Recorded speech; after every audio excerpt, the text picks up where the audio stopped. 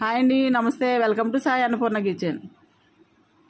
ఈరోజు మనం అప్పాలు పాలకాయలు చేయడానికి ముందుగా బియ్యం కడుక్కొని నానబెట్టుకుని ఇలా పొడి పిండి కింద మిక్సీ పట్టుకొని జల్లించుకొని పెట్టుకోవాలండి. ఈ పిండిని ఇలా ప్లేట్లో వేసుకొని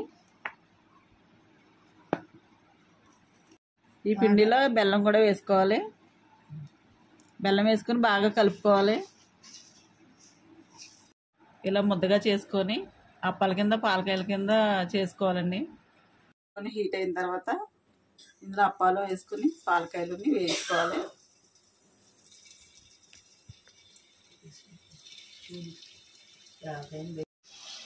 ఇలా అప్పాలు పాలకాయలు వేగిన తర్వాత వేరే బౌల్లోకి తీసేసుకోవాలండి.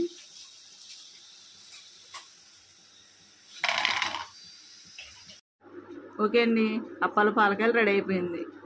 మా వీడియో కనుక నచ్చినట్లయితే లైక్ చేయండి, షేర్ చేయండి, కామెంట్ చేయండి. మా ఛానల్ని సబ్స్క్రైబ్ చేయండి. Thank you.